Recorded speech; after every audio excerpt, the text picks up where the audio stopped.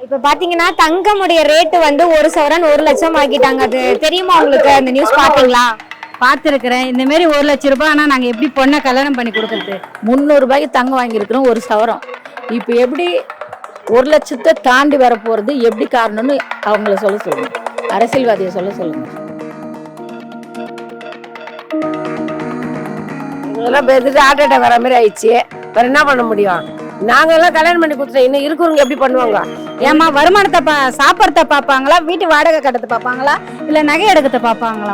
முடியாது. 1 கிராம் கூட எடுக்க முடியாது, யாராலுமே முடியாது இப்போதைக்கு இருக்கிற நிலைமைக்கு. இப்படி கூப்பிடுங்களேன், 50 வருஷமா கொட்டின்னு சாப்பிட்றாங்களே அந்த அரசியல்வாதிகளை இப்படி கூப்பிடுங்க. நாங்கள் கேள்வி தனியாக இப்படி வர சொல்லுங்க. எல்லாம் உட்காந்து ஊர் பணத்தையே துண்டுறாங்க இல்லையா எல்லார் மக்களும்.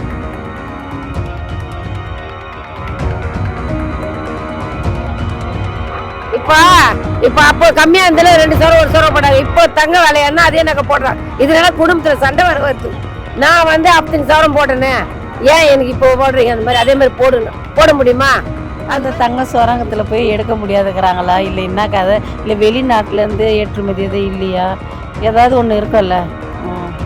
குறையுன்ற நம்பிக்கை இல்லை. நாளுக்கு நாள் ஏறன்ற ஒரு நம்பிக்கை தான் அதுதாச்சும் குறையுன்ற இதுவே இல்லை. எந்த கட்சிக்கார் வந்தாலும் குறைக்க மாட்டாங்க, யார் வந்தாலும் குறைக்க மாட்டாங்க, அவ்வளோதான்.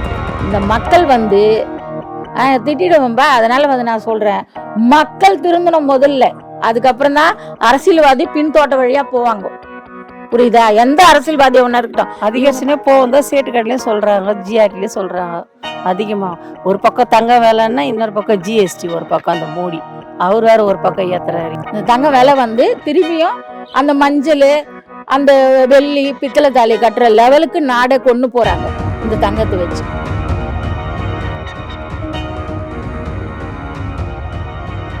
அதிகமா இருந்ததுன்னா அது எங்க போகும்னே தெரியாது.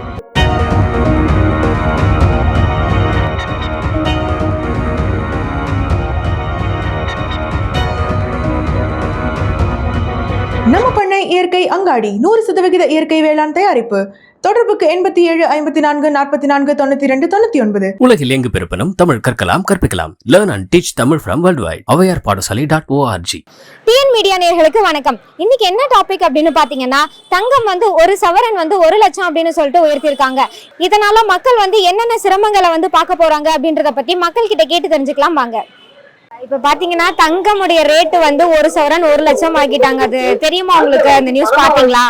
பார்த்துருக்குறேன். இந்த மாதிரி 1,00,000 ரூபாய். ஆனால் நாங்கள் எப்படி பொண்ணை கல்யாணம் பண்ணி கொடுக்குறது? சொல்லுங்கள். நாங்கள் இல்லாதப்பட்டவங்க, இருக்கப்பட்டவங்களாம் தான் பரவாயில்ல. இப்போ நாங்கள் ஒரு பொண்ணை கல்யாணம் பண்ணோன்னா இப்போ எப்படியும் ஒரு 10 சவரம் இருந்தால் தான் கல்யாணம் பண்ண முடியும். இல்லை இருக்கிறவங்க கல்யாணம் பண்ணி கொடுத்துருவாங்க, இல்லாதப்பட்டவங்க என்ன பண்ண முடியும்? நீங்களே தெரியும். அதனால ரொம்ப நகையை வாங்குறது கிடையாது. நான் ரொம்ப அதிகமாக இருக்குது, இப்போ எதுவுமே வாங்க முடியாது. இருக்கிறத வச்சு வச்சிருக்க நகையெல்லாம் மூக்கணும், ஆனால் வாங்க முடியல, என்னால் சுத்தமாக வாங்க முடியல. அதனால ரொம்ப அதிகமாக இருக்குது. ரேட்டு கம்மியாகுமான்னு எதிர்பார்த்துட்டு இருக்கோம், ஆனால் கம்மியாகவே ஆக மாட்டேங்குது. எப்படி பார்க்குறேன்னா, 300 ரூபாய்க்கு தங்கம் வாங்கியிருக்கிறோம் ஒரு சவரம். இப்போ எப்படி 1,00,000 தாண்டி வரப்போகிறது எப்படி காரணம்னு அவங்கள சொல்ல சொல்லுங்க, அரசியல்வாதியை சொல்ல சொல்லுங்க. நீங்க என்னவா இருக்கும்னு எதிர்பார்க்குறீங்க? என்ன நினைக்கிறீங்க? இருக்குன்னா ஒரு 30,000 20,000 தான் நல்லா இருக்கும். அதான் எதனால அரசு சைட்ல இருந்து அது ஏத்துறாங்க நீங்க நினைக்கிறீங்க? நினைக்கிறது எல்லாரும் திருடுறாங்க, அதனால தான் அங்கே ஏறுது விலை. மேல் நாட்டிலேருந்து கீழ் நாட்டு வரைக்கும் எல்லாம் திருடுனா, அமெரிக்காவிலேருந்து எல்லாருமே ரேட் ஏற்றி சம்பாதிச்சு மொத்தமாக கொட்டி வச்சுக்கினா விலைவாசி ஏறதான் செய்யும். எங்கள் கிட்டலாம் ஒரு 100 கிராம் தங்கம் இருக்குதுன்னா அவங்ககிட்டலாம் எத்தனை கோடி தங்கம் இருக்குது? எங்களெல்லாம் பெருது ஹார்ட் அட்டாக் வர மாதிரி ஆயிடுச்சு. வேற என்ன பண்ண முடியும்? நாங்கெல்லாம் கல்யாணம் பண்ணி கொடுத்துட்டோம், இன்னும் இருக்கிறவங்க எப்படி பண்ணுவாங்க? எங்கள் வீட்டில் 2 பேத்திக்குது, அந்த குழந்தைய படித்தவங்களும் வேலைக்கு அனுப்புகிறாங்க.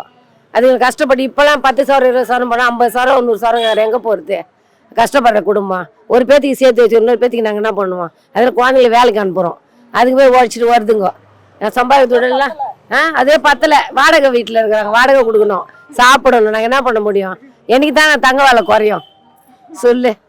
தெரியும். இப்படி 1,00,000 போனால் இப்போ ஏழையாக இருக்குன்னா எப்படி வாங்குவாங்க? வாங்க மாட்டாங்க, தங்கமே வெறுத்துருவாங்க எல்லாம். பார்த்தோம், ரொம்ப அதிகமாக இருக்குது.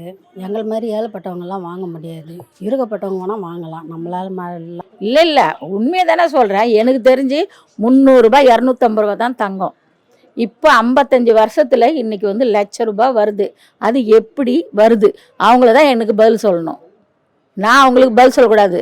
நாங்கள் வாங்குகிற இடத்துல இருக்கிறோம். அவங்க தான் எல்லா நிர்வாகத்தை பார்க்குற இடத்துல இருக்கிறாங்க.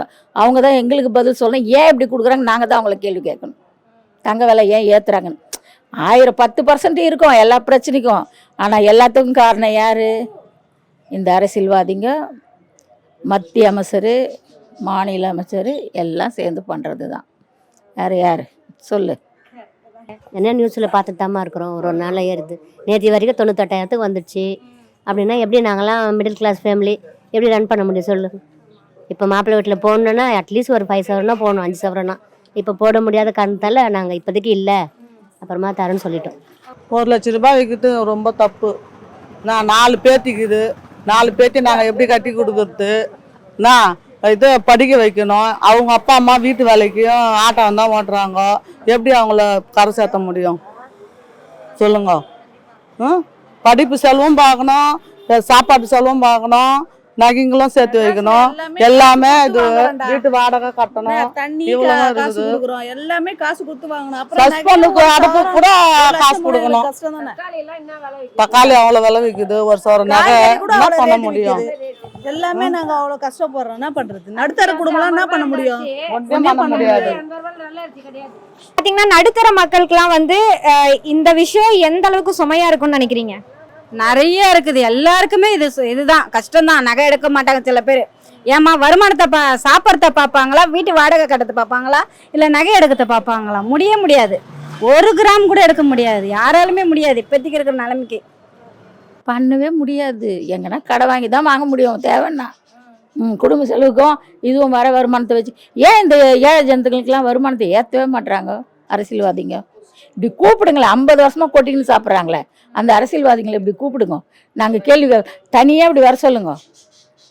எல்லாம் உட்காந்துன்னு ஊர் பணத்தையே துண்டுறாங்க இல்லையா எல்லார் மக்களும். நாங்கள் நிமித்து 67 வந்தார் கலைஞர். அப்போதுலேருந்து அவர் ஆட்சியை நாங்கள் பார்த்துன்னு தான் இருக்கிறோம். ₹5 சாராயம், உர சாராயம் விற்றதுலேருந்து, ஓசில சாராயம் குடிச்சு ஓட்டு வாங்கினதுலேருந்து எங்களுக்கு தெரியும். ஆனால் இவ்வளோ அநியாயம் பண்ணக்கூடாது. ஒரு நல்லதை பண்ணுங்களேன். ஏழைங்களுக்கு ஒரு நல்லது பண்ணிவிட்டு அதுக்கப்புறம் அவங்களும் சாப்பிடட்டும். யாரும் வேணான்னு சொல்ல, யாரும் வந்துடக்கூடாது, யாரும் உலகத்தில் பிறக்கூடாது, அரசியலில் வந்துடக்கூடாது அப்படின்னு இருக்கிறவங்க எதுக்கு உலகத்தில் இருக்கிறது? வேஸ்ட். ரொம்ப கஷ்டப்படுறாங்க தான். என்ன பண்ணுறது? இந்த கொளுத்து வேலை செய்கிறவங்க, இந்த வீட்டு வேலை செய்கிறவங்க, 2 பொண்ணு 3 பொண்ணு வச்சுக்கலாம். அதுக்கு நகை போட முடியாது. அவங்க ரொம்ப கஷ்டம் தான் பண்றாங்க. என்ன பண்ண முடியும் நாங்கள் சொல்லு? உங்க வீட்டுலன்னு பார்க்கும்போது உங்க வீட்டு செலவை பாதிக்குதா? எங்க வீட்டு செலவு நாங்கள் 2 பொண்ணு கல்யாணம் பண்ணி கொடுத்துட்டேன். நான் கல்யாணம் பண்ண முதல்ல கம்மியாக இருந்துச்சு சவரம். கல்யாணம் பண்ணி கொடுத்துட்டேன். அது பிரச்சனை இல்லை. நாங்கள் பேத்திங்களை பற்றி தான் பேசுகிறேன். இப்போ 2 பேத்திங்க இருக்குதுங்க. அதுங்களை கொடுக்கணும்ல கல்யாணம் பண்ணி. அதுங்களை பார்த்தா அதுங்களால 2 டிகிரி 3 டிகிரி முடிச்சுக்குதுங்க. இருந்தாலும் அதுங்களுக்கு சவரம் கேட்பாங்கல்ல. இப்போ யார் கல்யாணம் பண்ணி லவ் பண்ணா கூட இப்போ பண்ணிடுறாங்க லவ். அதுக்கப்புறம் நகையை பற்றி பேசுகிறாங்களா இல்லையா சொல்லு? அதனால எவ்வளோ ஒரு குடும்பத்தில் கஷ்டம் வருது. பண்ணிடுறாங்க. அவங்க ஃபஸ்ட்டில் ஜோரில் கல்யாணம் பண்ணிக்கிறாங்க. எதுவுமே நீ போட தரல. அதுக்கப்புறம் பிரச்சனை வந்து நான் உங்கள் அம்மா வீட்டில் அது வாங்க இது வாங்கன்றாங்க. என்னம்மா பண்ண முடியும் சொல்லு? அதனால இந்த குடும்பத்தை எவ்வளோ கஷ்டம். நகை வேலை கொஞ்சம் இது ஓட்டு போடுறவருக்கு எல்லாத்துக்கும் நாங்கள் கொஞ்சம் ரொம்ப நன்றியோடு இது பண்ணுவோம். ரொம்ப கஷ்டப்படுறாங்க தான். என்ன பண்ணுறது? இந்த கொளுத்து வேலை செய்கிறவங்க, இந்த வீட்டு வேலை செய்கிறவங்க, 2 பொண்ணு 3 பொண்ணு வச்சுக்கலாம். அதுக்கு நகை போட முடியாது. அவங்க ரொம்ப கஷ்டம் தான் பண்றாங்க. என்ன பண்ண முடியும் நாங்கள் சொல்லு? உங்க வீட்டுலன்னு பார்க்கும்போது உங்க வீட்டு செலவை பாதிக்குதா? எங்க வீட்டு செலவு நாங்கள் 2 பொண்ணு கல்யாணம் பண்ணி கொடுத்துட்டேன். நான் கல்யாணம் பண்ண முதல்ல கம்மியாக இருந்துச்சு சவரம். கல்யாணம் பண்ணி கொடுத்துட்டேன். அது பிரச்சனை இல்லை. நாங்கள் பேத்திங்களை பற்றி தான் பேசுகிறேன். இப்போ 2 பேத்திங்க இருக்குதுங்க. அதுங்களை கொடுக்கணும்ல கல்யாணம் பண்ணி. அதுங்களை பார்த்தா அதுங்களால 2 டிகிரி 3 டிகிரி முடிச்சுக்குதுங்க. இருந்தாலும் அதுங்களுக்கு சவரம் கேட்பாங்கல்ல. இப்போ யார் கல்யாணம் பண்ணி லவ் பண்ணா கூட இப்போ பண்ணிடுறாங்க லவ். அதுக்கப்புறம் நகையை பற்றி பேசுகிறாங்களா இல்லையா சொல்லு? அதனால எவ்வளோ ஒரு குடும்பத்தில் கஷ்டம் வருது. பண்ணிடுறாங்க. அவங்க ஃபஸ்ட்டில் ஜோரில் கல்யாணம் பண்ணிக்கிறாங்க. எதுவுமே நீ போட தரல. அதுக்கப்புறம் பிரச்சனை வந்து நான் உங்கள் அம்மா வீட்டில் அது வாங்க இது வாங்கன்றாங்க. என்னம்மா பண்ண முடியும் சொல்லு? அதனால இந்த குடும்பத்தை எவ்வளோ கஷ்டம். நகை வேலை கொஞ்சம் இது ஓட்டு போடுறவருக்கு எல்லாத்துக்கும் நாங்கள் கொஞ்சம் ரொம்ப நன்றியோடு இது பண்ணுவோம். தங்கத்தில் நம்ம இன்வெஸ்ட் பண்ணிட்டோம்னா மற்றதெல்லாம் முடங்கிடும். நம்மளுக்கு எதுவும் செலவுக்கு காசு பத்தாது, எதுவும் செய்ய முடியாது. பெரும் அளவுக்கு சுமையாக இருக்கும். தங்கமே போட முடியாது நாங்களாம் அவங்களாம். அதான் அதுவும் அதோட செலவு தானே. அது கூட தான் சேர்த்துக்கணும். அதையும் எல்லா செலவோட சேர்த்து முக்கிய தரம் அது தானே. அப்போ நகை தான் நீங்க முக்கியமா வாங்குறீங்க அப்படின்னு சொல்றீங்களா? அப்படி இல்லை, மற்றதும் சேர்த்து தான் சொல்கிறேன். அதில் முக்கியத்துவம் நகைக்கு தான்.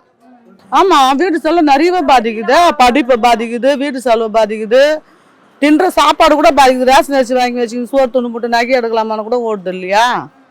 அவ்வளோ இருக்குதுல்ல, சொல்லு எவ்வளோ பாதிப்பு இருக்குது. இப்போ வந்து தங்கத்தோட விலை உயர்ந்துட்டே போறதுக்கு என்ன காரணமா இருக்கும்னு நினைக்கிறீங்க? இல்லை, பொருளாதாரம் தான். அது அங்கங்கே இது நடக்குது, நிலநடுக்கம், அப்புறம் அங்கே சண்டை, இதெல்லாம் வெயிலில் தானே வருது நமக்குலாம், அதனால அப்படி. அதான் நகை ஏறிக்கிட்டே போகுது. அது எதனால காரணமாக இருக்குதுமா? எதனால இது மாதிரி இருக்குது நகை ஏறுது? எதனால நகை ஏறுது? என்ன காரணம்ன்ட்டு எனக்கு தெரியல. ஆனால் வந்து இன்னும் அதிகமாக ஆகும் தான் சொல்லிட்டு இருக்காங்க. கம்மியாக ஆகிற மாதிரி கொஞ்சமாக காட்டுறாங்க. சப்போஸ் திடீர்னு பார்த்தா ரொம்ப அதிகமாக இருக்குது. இன்றைக்கி பாருங்களேன், 900 ரூபாவோ 900 எவ்வளோ அதிகமாக இருக்குது. இன்றைக்கி ஒரு நாள் மட்டுமே அவ்வளோ அதிகமாக இருக்குன்னு நியூஸ் பார்த்தேன் நான். அதனால் எதுவுமே வாங்கவும் முடியாது தங்கம். எண்ணக்காரிலேருந்து தலைவர்களுக்கு தான் பதில் சொல்லணும். நாங்கள் என்ன பண்ணுறது? நோட்டுக்காக வராங்களே அவங்க, நான் நகை இது பண்ணுறாங்களே அவங்க தான் சொல்லணும் குறைக்க சொல்லி. அதுவும் குறைனா ரொம்ப வேணாம், கொஞ்சம் ஒரு 60,000 வந்தால் கூட எங்களுக்கு போதும்மா. எங்களுக்கு சொல்லு சொல்கிறேன். அப்படி வந்தால் கூட போ, 1 லட்சத்துக்கு மேலே ஆயிடுது. நாங்கள் என்ன பண்ண முடியும்? சம்பாதிக்க துட்டு எல்லாம் வைக்கிறது லட்சக்கணக்கில் போயிடுது. 10,000 நகை பண்ணால் அதுக்கே வைக்கணும். ஒரு 10 லட்சம் 20 லட்சம் வைக்கணும். நாங்கள் என்ன பண்ண முடியும் சொல்லு? கஷ்டப்படுற ஜனத்துங்களை ரொம்ப கஷ்டமாடுறோம். அதனால நகை எவ்வளோ வரதட்சணைல எவ்வளோ ஜனம் சாகுறாங்க. டிவில எல்லாம் பார்க்குறோம் நம்ம. அது எதுவுமே அரை சவரத்தில் குழந்தைங்களை கொலை பண்ணிடுறானுங்க, ஒரு சவரத்தில் குழந்தைங்களை இது பண்ணிடுறாங்க, கற்பழிக்கிறானுங்க, எல்லாம் பண்ணுறானுங்க. இந்த நகையால் சொல்லு ஒரு வாழ்க்கையே பாதிக்கப்படுது. நீங்க கல்யாணம் பண்றப்பெல்லாம் நகை என்ன ரேட்ல இருந்துச்சு? பொண்ணு கல்யாணம் பண்ணாலும் 4000, ஒரு சவரம் 4000 ரூபாய். நாங்கள் 18 சவரம் போட்டு கல்யாணம் பண்ணி கொடுத்தோம். என்ன அப்போ கம்மியாக இருந்தது. இப்போ எங்கே பண்ண முடியும்? 18 சவரம் 18,000 எங்க? இப்போ இது எங்க சொல்லு? 6000 5000 எங்க? இப்போ இந்த தவிர எங்கே போகிறது? நாங்கள் தங்கத்துக்கு வந்துக்கிறாங்க. ஜனங்கள்லாம் செத்து போகுது. இப்போ அப்போ கம்மியா இருந்தாலும் 2 சவரம் 1 சவரம் போட்டாங்க. இப்போ தங்க விலையானா அதே நகை போடுறாங்க. இதனால குடும்பத்துல சண்டை வருது. நான் வந்து 15 சவரம் போட்டேனே, ஏன் எனக்கு இப்போ போடுறீங்க? அந்த மாதிரி அதே மாதிரி போட முடியுமா? அது பதில் காசு வச்சுட்டா கஷ்டமாவும் இருக்குது. நாங்க போட்டோம் அப்ப கம்மி, அப்ப நினைக்க மாட்டாங்க. அப்ப கம்மியா இருந்துச்சு நகை போட்டாங்க, இப்ப போடல, அதை நினைக்க மாட்டாங்க. போற மாதிரி சண்டை வருது, அதோட பேச்சுவார்த்தையே கிடையாது. அப்படி ஆயிடுது. என்ன பண்றது சொல்லு?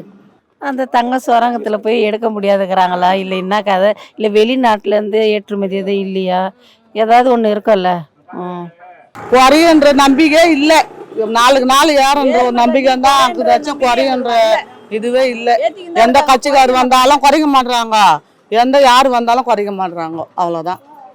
இப்ப தங்கம் வாங்கினா எந்த நோக்கத்துக்காக வாங்குவீங்க? என்ன நோக்கம்னா பசங்களுக்கோசம். அப்படிதான் என் பசங்க இப்போ கூட செயின் வேணும்னு கேட்டிருக்கான். ஆனால் என்னால் வாங்க முடியாது. அவ்வளோ ரேட்டுக்கு எப்படி வாங்க முடியும்?